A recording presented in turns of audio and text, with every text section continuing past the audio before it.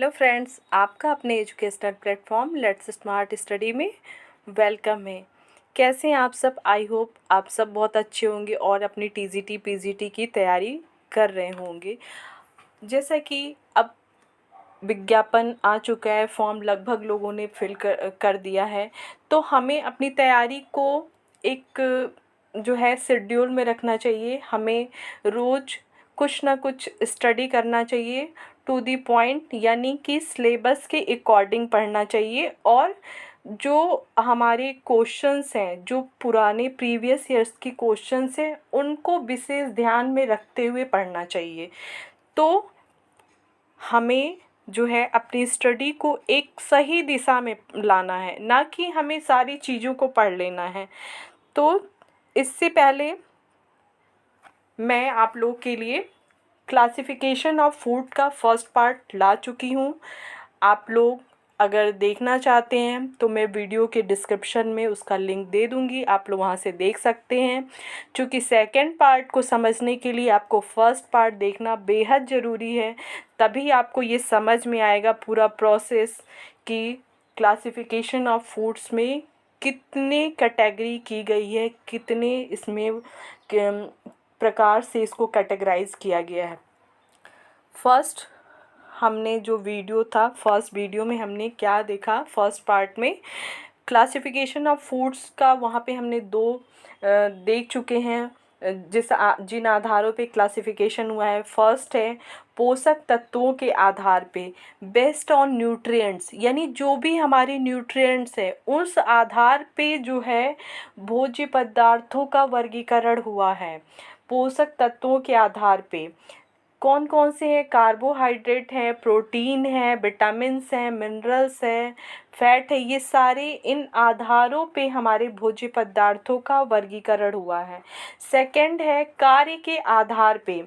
तो भोज्य पदार्थों का जो वर्गीकरण हुआ है सेकंड कार्य के आधार पे, यानी कि हम जो भी फूड लेते हैं, कंज्यूम करते हैं, वो फिर हमारी बॉडी में जब जाता है तो हमारी बॉडी में वो कुछ ना कुछ तो करेगा, हमें एनर्जी प्रोवाइड करेगा, हमें जो है वो प्रोटेक्शन देगा, बीमारियों से लड़ने की एक क्षमता बनाएगा, हमारी इम्यूनिटी बूस्ट करेगा, हमारे शरीर का जो भी टिश्यूज़ हैं उनको उनके टूट फूट में मरम्मत करेगा, हमारे शरीर के बॉडी बिल्डिंग में हेल्प करेगा।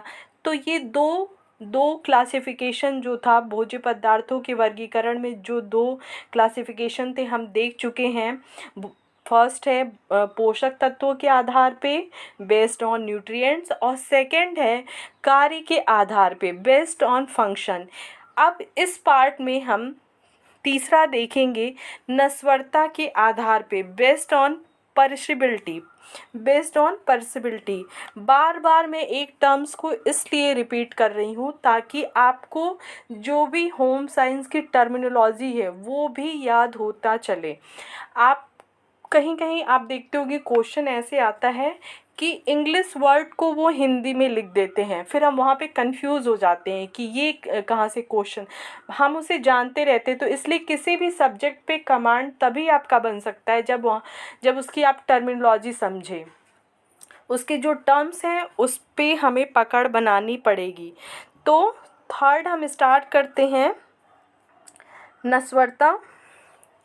नस्वरता के आधार पे जो वर्गीकरण है थर्ड, बेस्ड ऑन पर्सिबिलिटी, नष्ट होने की क्षमता, यानी कि हम जो भी फूड हम देखते हैं घरों में जो इस्तेमाल करते हैं, आप लोग देखते होंगे कि कोई कोई हम सालों साल स्टोर करके रख सकते हैं, कोई फूड जो है हम महीने भर, हफ्ते भर, या कुछ जो है अगर उसे तुरंत हम कंज्यूम ना करें तो वो ख़राब हो जाएगा, घंटे 2 घंटे में ख़राब हो जाते हैं। तो इस आधार पे जो है इनका कैटेगराइजेशन किया गया है, भोज्य पदार्थों का वर्गीकरण किया गया है। तो नष्ट होने की क्षमता के आधार पे फर्स्ट देख लेते हैं नश्वर होने वाले भोज्य पदार्थ। पेरिसिबिलिटी, ऐसे भोज्य पदार्थ जो जल्दी ही कुछ ही घंटों में, कुछ ही दिनों में जो खराब हो जाते हैं। तो ऐसे भोज्य पदार्थ जो है नश्वर भोज्य पदार्थ कहलाते हैं, पेरिसेबल फूड कहलाते हैं। क्या कहलाते हैं? पेरिसेबल फूड कहलाते हैं। अब इसमें देख लीजिए कौन कौन से आते हैं। आप देखते होंगे दूध बहुत जल्दी ख़राब हो जाता है। अगर उसको इस मौसम में अगर दूध को आप रेफ्रिजरेटर में रखना भूल जाते हो तो वो देखते हो दूध फट जाता है। तो ये जो नश्वर होने वाले भोज्य पदार्थ हैं, जैसे दूध है, दही है, छाछ है, पनीर भी बहुत जल्दी, और जो ये मांस मछली हैं ये भी ख़राब हो जाते हैं।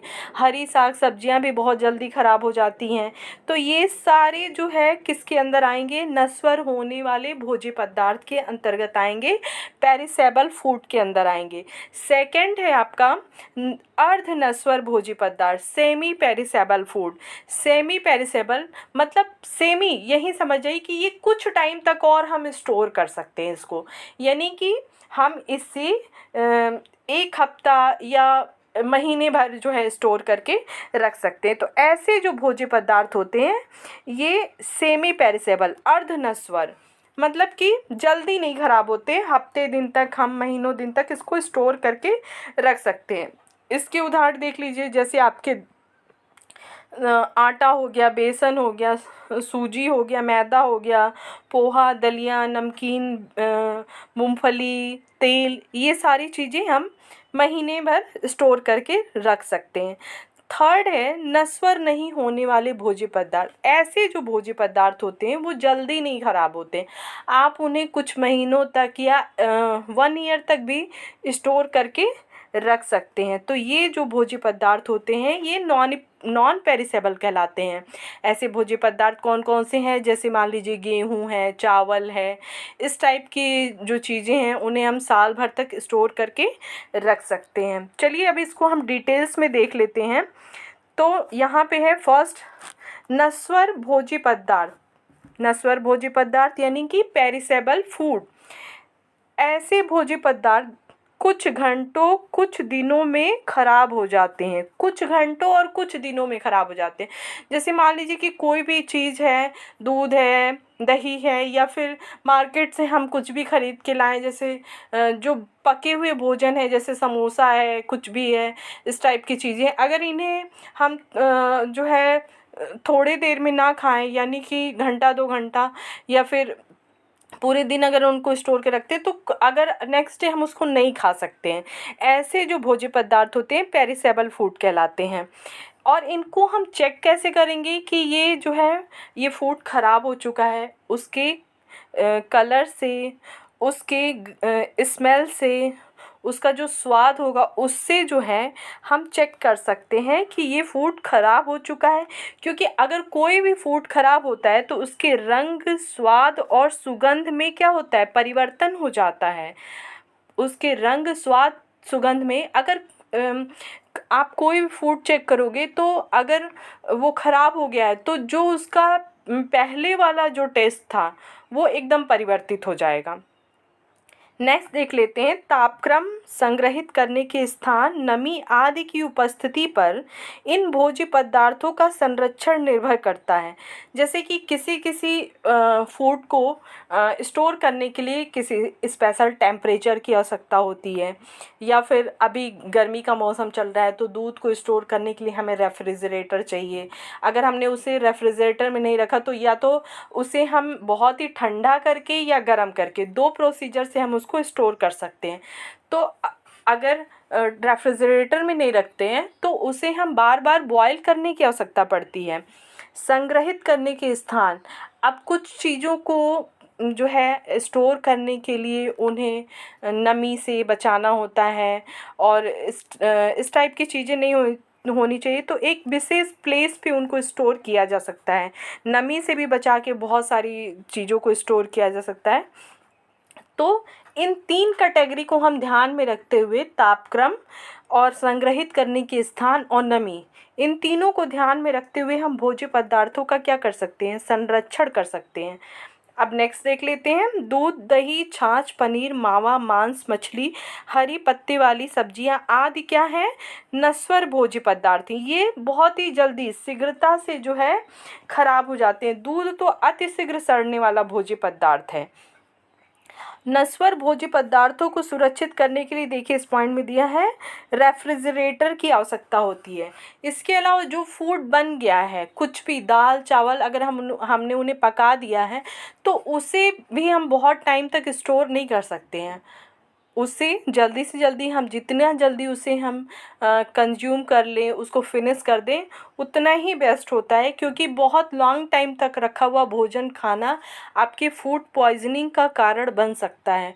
और इस सीज़न में तो बहुत जल्दी फूड पॉइजनिंग होती है, क्योंकि बैक्टीरिया उसमें जब डेवलप हो जाते हैं तो वही बैक्टीरिया क्या करते हैं, उसके कलर जो है और उसके स्वाद को, उसके स्मेल को, सबको चेंज कर देते हैं। तो ये नश्वर भोज्य पदार्थ होते हैं जो घंटे 2 घंटे और या पूरे दिन में वो खराब हो जाते हैं। नेक्स्ट देख लेते हैं अर्ध नश्वर भोज्य पदार्थ, semi perishable food. Semi perishable food ऐसे भोज्य पदार्थों को 1 सप्ताह से लेकर कुछ महीनों तक संग्रह करने पे ये खराब नहीं होते, यानी कि हम 1 सप्ताह से लेके 1 महीने 2 महीने तक इसको स्टोर करके रख सकते हैं। भोज्य पदार्थ के रंग स्वाद में कोई अंतर नहीं आता है। भोज्य पदार्थ के रंग और स्वाद में कोई अंतर नहीं आता है अगर हम इन्हें कुछ टाइम तक स्टोर करके रखते हैं। इसका उदाहरण हम देख लेते हैं, जैसे भुने हुए चने हैं, बेसन है, सत्तू है, आटा है, नींबू है, अंडा, आलू, प्याज, नारंगी, सूजी, मैदा, पोहा, दलिया, मिठाई, नमकीन, चिप्स, मूंगफली, ये सारे उदाहरण जो है सेमी पेरिसेबल के हैं। इन्हें हम कुछ महीनों तक स्टोर करके रख सकते हैं। नेक्स्ट देख लेते हैं नश्वर नहीं होने वाले भोज्य पदार्थ, नॉन पेरिसेबल फूड। ऐसे भोज्य पदार्थ कई महीनों या वर्ष भर संग्रहित करके रखने पर खराब नहीं होते हैं। अगर हम इन्हें कई महीनों तक भी स्टोर करके रखें तो जल्दी नहीं खराब होंगे। हाँ, लेकिन उसके स्टोर करके रखने में हमें विशेष सावधानी बरतनी पड़ेगी। वही जो मैंने बताया अभी 3 पॉइंट्स को, तापक्रम, उसके रखने के स्थान और नमी, ये 3 चीज़ों को अगर हम ध्यान में रखें तो इसको हम स्टोर करके रख सकते हैं। जैसे अनाज में आप देख लीजिए, हर घर में लगभग जो है गेहूँ, चावल, ये स्टोर होके खाता है साल साल भर। दाल हो गया, मसाले हो गए, मसालों में क्या है, धनिया है, जीरा है, हल्दी है, ये सारी चीज़ें। अचार हैं, अचार भी बहुत लॉन्ग टाइम तक जो है स्टोर करके रखा जाता है। अचार जो है उसमें कुछ विशेष जो है प्रोसेस, जैसे उसको उसमें ऑयल वगैरह, नमक वगैरह, लहसुन वगैरह डाल करके जो रखते हैं तो उससे वो जल्दी ख़राब नहीं होते। अनाजों को सड़ने से बचाने के लिए इन्हें नमी रहित कर दिया जाता है। क्या किया जाता है? नमी रहित कर दिया जाता है, यानी कि उसमें जो मॉइस्चर होता है वो थोड़ा सा निकाल दिया जाता है, मतलब उसको थोड़ा सा सुखा वगैरह के रखते हैं। अनाजों में नमी की मात्रा 10% तक ही होनी चाहिए। अगर 10% तक नमी है तो वो जल्दी ख़राब नहीं होगा। नेक्स्ट है अचार, जैम, जेली, शरबत आदि को संग्रहित करने के लिए। देखिए यहाँ से भी क्वेश्चन आ सकता है कि अचार, जैम, जेली, शरबत को संग्रहित करने के लिए कौन सा जो केमिकल है या फिर वो है इस्तेमाल करते हैं। तो पोटेशियम मेटाबाइसल्फाइड, याद रखिएगा, potassium metabisulphite, sodium benzoate, acetic acid आदि परिरक्षक, आदि प्रिजर्वेटिव जो है इस्तेमाल किए जाते हैं। अचार, जैम, जेली, शरबत को जो है स्टोर करने के लिए पोटेशियम मेटाबाइसल्फाइड, सोडियम बेंजोएट और एसिटिक एसिड आदि जो है ये प्रिजर्वेटिव हैं। ये क्या है? प्रिजर्वेटिव हैं। इनको जो है डाल करके हम अचार, जैम, जेली, इनको हम स्टोर करके रखते हैं। नेक्स्ट देख लेते हैं, यहाँ पे है नमक, तेल, चीनी, हल्दी, मिर्च, ये क्या है? ये नेचुरल प्रिजर्वेटिव हैं। जैसे अचार में भी मैंने बताया ना कि यहाँ उसमें हमने तेल डाल दिया, नमक डाल दिया, उसमें जो मसाले हैं, हल्दी हैं, ये सारे क्या है? एक तरीके से प्रिजर्वेटिव है जो अचार को स्टोर करके, या फिर जैम जेली में क्या होता है जो है चीनी वगैरह पड़ता है, उससे भी स्टोर करके रखते हैं।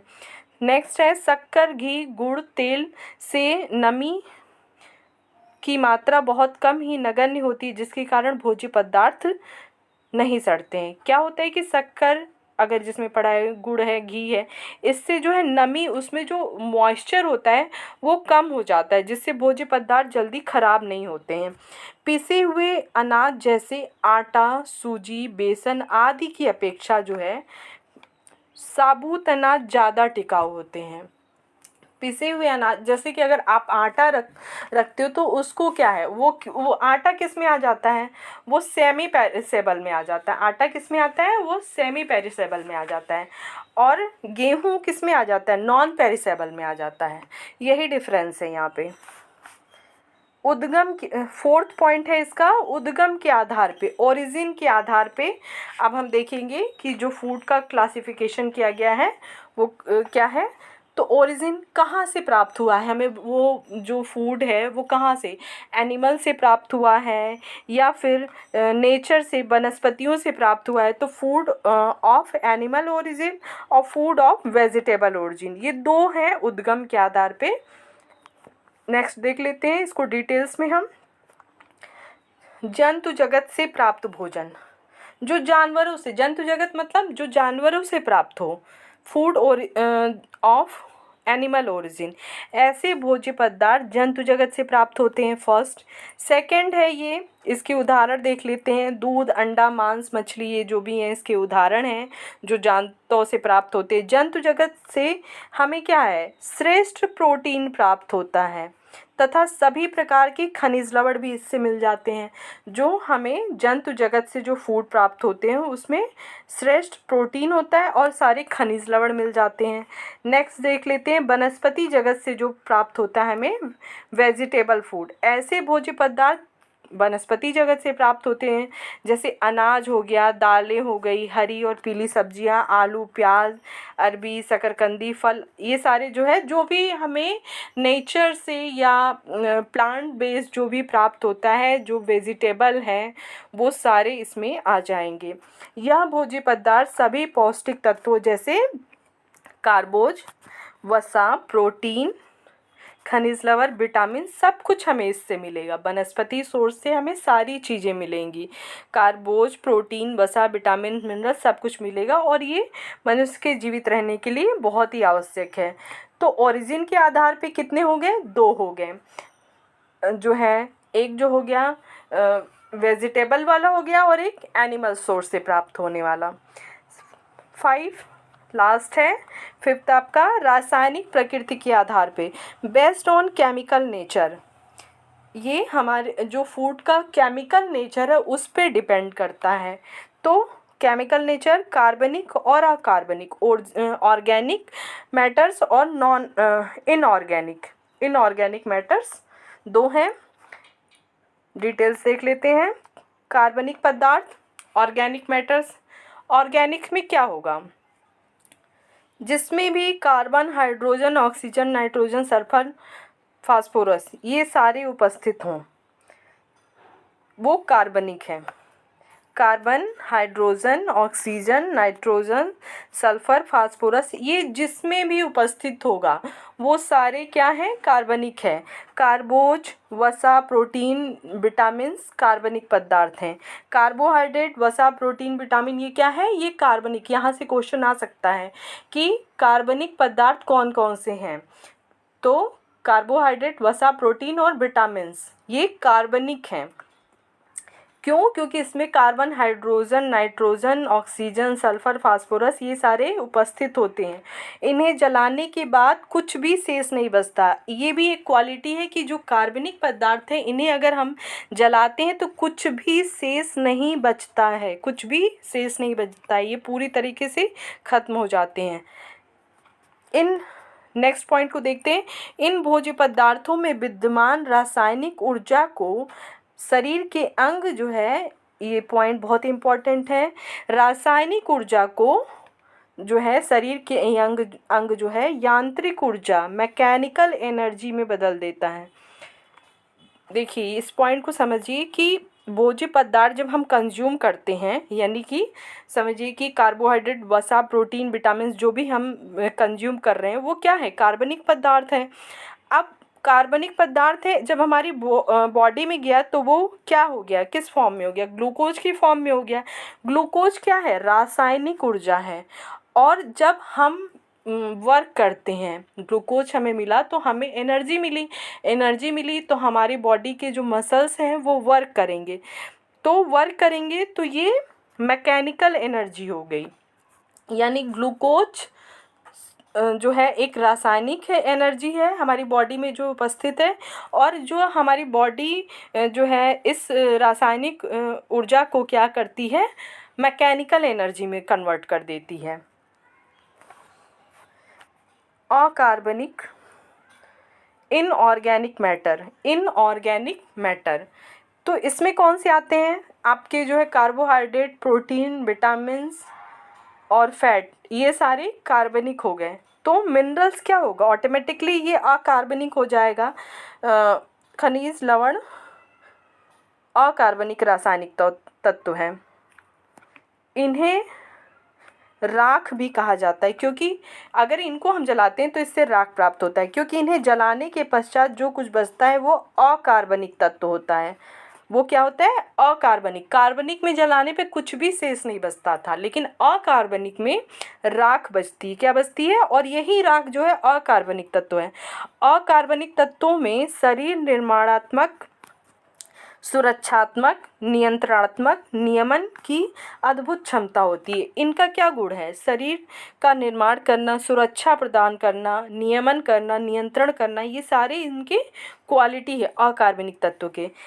कैल्शियम, लोहा, मैंगनीज, तांबा आदि खनिज लवण है, यह शरीर को रोगों से क्या करते हैं, बचाते हैं। ये हमारे शरीर को रोगों से बचाते हैं, हमें एक प्रोटेक्शन देते हैं, हमारी बॉडी में एक एंटीबॉडीज़ डेवलप करते हैं, जिससे हम जो है रोग से लड़ने की क्षमता डेवलप।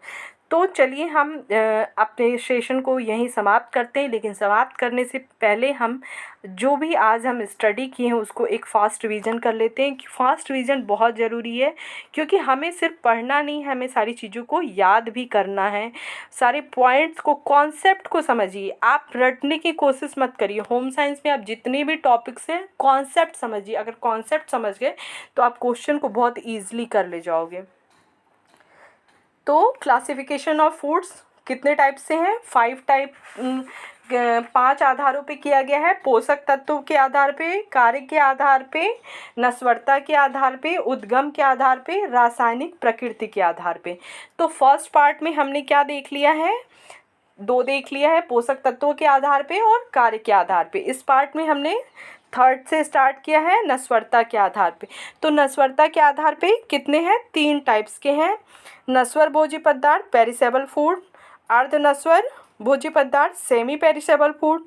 नस्वर नहीं होने वाले भोज्य पदार्थ, नॉन पेरिसेबल फूड। अब इसको डिटेल्स में देख लेते हैं कि नस्वर भोज्य पदार्थ किसको कहते हैं। तो जो पदार्थ कुछ घंटों और कुछ दिनों में खराब हो जाते हैं तो उनको नस्वर भोज्य पदार्थ, पेरिसेबल फूड कहते हैं। और इसको कैसे चेक कर सकते हैं, उनका कलर चेंज हो जाता है, उनका स्वाद चेंज हो जाता है, उनकी स्मेल चेंज हो जाती है। इन सारी चीज़ों से हम चेक कर सकते हैं कि वो फूड ख़राब हो गया है या नहीं।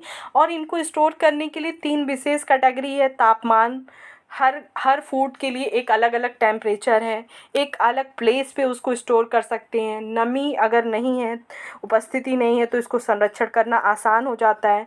दूध, दही, छाछ, पनीर, मावा, मांस, मछली, हरी पत्ते वाली सब्जियां, ये सारे क्या हैं, नस्वर भोज्य पदार्थ हैं, शीघ्र ही खराब हो जाते हैं। दूध बहुत ही जल्दी खराब हो जाता है। और जो पके हुए भोजन है, जो हम रोज़ दाल, चावल, रोटी, सब्जी बनाते हैं, ये भी जो है नस्वर भोज्य पदार्थ की कैटेगरी में ही आएंगे। और इनको स्टोर करने के लिए हमें क्या है, रेफ्रिजरेटर की आवश्यकता पड़ती है। नेक्स्ट देख लेते हैं, अर्धनस्वर भोज्य पदार्थ, सेमी पेरिसेबल फूड। ऐसे भोज्य पदार्थों को 1 सप्ताह से लेकर कुछ महीनों तक स्टोर किया जा सकता है। तो ऐसे भोज्य पदार्थ मतलब 1 सप्ताह से लेकर कुछ महीनों तक अगर स्टोर करते हैं तो ये ख़राब नहीं होते हैं। तो ऐसे भोज्य पदार्थ क्या होते हैं, सेमी पेरिसेबल अर्धनश्वर भोज्य पदार्थ कहलाते हैं। भोज्य पदार्थ को कैसे, इसका रंग स्वाद खराब ही नहीं होगा अगर वो खराब नहीं हुआ है तो। इसमें कौन कौन से आ जाते हैं, भुने चने, बेसन, सत्तू, आटा, नींबू, आलू, प्याज, सूजी, मैदा, पोहा, दलिया, मिठाई, कुछ कुछ मिठाइयाँ हैं जो हम महीनों दिन तक स्टोर कर सकते हैं, नमकीन है, चिप्स है, मूंगफली, ये सारी चीज़ें जो हैं सेमी पेरिसेबल में आ जाती हैं। नश्वर नहीं होने वाले भोज्य पदार्थ, नॉन पेरिसेबल फूड, ऐसे भोज्य पदार्थ जो कई महीनों या वर्ष भर तक हम संरक्षित रखते हैं तो वो ख़राब नहीं होते हैं, तो ऐसे भोज्य पदार्थों को हम क्या करते हैं, क्या कहते हैं, नॉन पेरिसेबल, नश्वर नहीं होने वाले भोज्य पदार्थ कहते हैं। जैसे अनाज हो गया, दाल हो गया, मसाले हो गया, अचार हो गया। अनाजों को सड़ने से बचाने के लिए इन्हें नमी रहित कर दिया जाता है, इसको थोड़ा सा सुखा करके हम स्टोर करते हैं। अनाजों में नमी की मात्रा 10% तक ही होनी चाहिए, तभी हम उसे स्टोर करके रख सकते हैं। अचार, जैम, जेली, शरबत आदि को संग्रहित करने के लिए हमें पोटेशियम मेटाबाइसल्फाइड, सोडियम बेंजोएट और एसिटिक एसिड, ये क्या है, ये सारे प्रिजर्वेटिव हैं, इनकी आवश्यकता पड़ती है। नेक्स्ट देख लेते हैं, नमक, तेल, चीनी, हल्दी, मिर्च क्या है, ये नेचुरल प्रिजर्वेटिव हैं। शक्कर, गुड़, घी, तेल से नमी की मात्रा बहुत ही कम हो जाती है, एकदम मतलब ख़त्म हो जाती है, जिसके कारण भोज्य पदार्थ जल्दी सड़ते नहीं हैं।